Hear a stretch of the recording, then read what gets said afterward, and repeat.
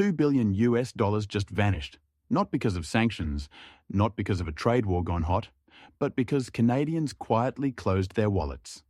No marches, no viral hashtags, just a silent switch in what people north of the border eat, wear, stream, and drive.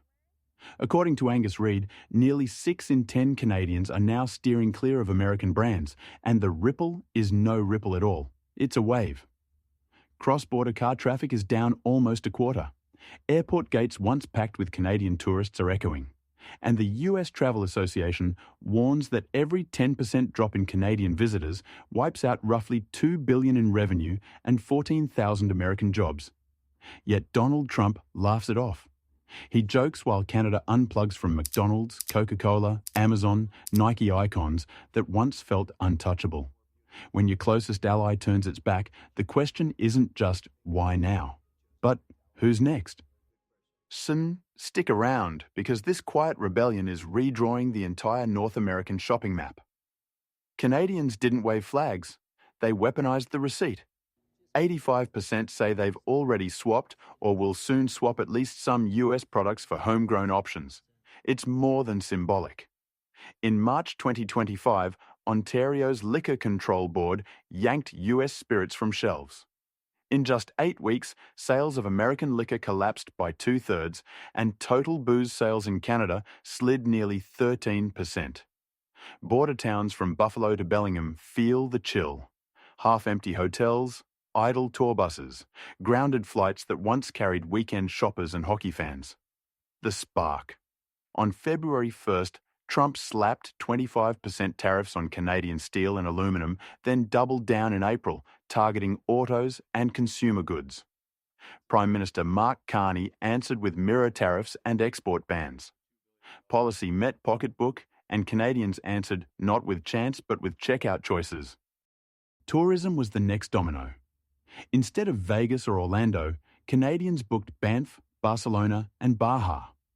By early spring, summer flight reservations to the US were down more than 70% versus 2024. Vegas hotels, New York theaters, upstate New York outlet malls, each logged bookings in free fall. The message was crystal. Economic trust can disappear faster than a boarding pass. When border road trips cease to be routine, every Main Street diner, motel, and souvenir shop misses the northern customer who once kept lights on year-round. Supply chains are now feeling the squeeze. In March, Canadian provinces didn't just tax American whiskey, they pulled it entirely. Brown-Forman's CEO called the removal worse than a tariff, because an empty shelf doesn't pay duty, it pays nothing. By late April, McDonald's Canada posted its weakest quarter since 2020.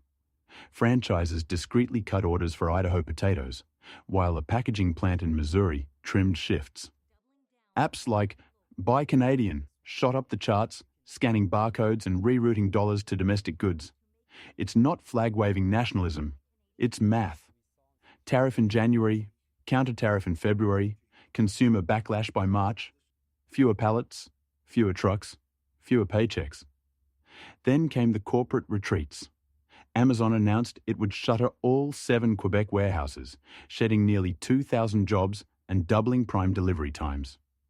An Angus Reid poll soon showed 41% of Canadians ready to quit Amazon altogether, while 78% pledged to favour Canadian goods across the board.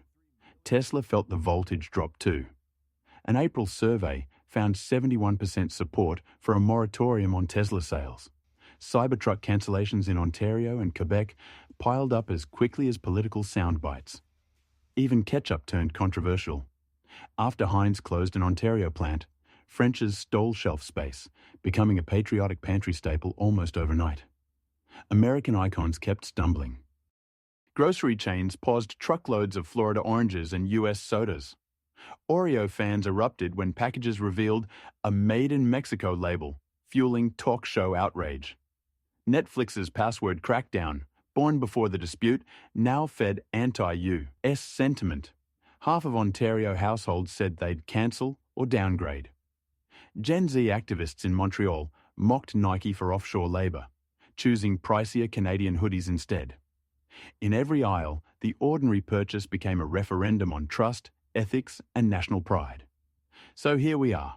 McDonald's, Tesla, Amazon, Oreo, Heinz giants of soft power are watching loyalty evaporate in the friendliest market America ever had. A cola isn't just fizz, it's a vote. Sneakers aren't just style, they're a stance. A cancelled subscription sends a louder message than any street rally. And if Canada, the neighbour that shares history, language and hockey nights, can unplug so effortlessly, what happens when Europe, Australia or Japan weighs its own choices? Tariffs may have struck the match, but consumer behaviour is the wildfire, and wildfires pay no attention to borders. The big question now, can US brands rebuild the trust they've torched, or is the age of automatic American dominance fading? Your take matters. Is this a one-time flare-up, or the first tremor of a global reset? Drop your thoughts below.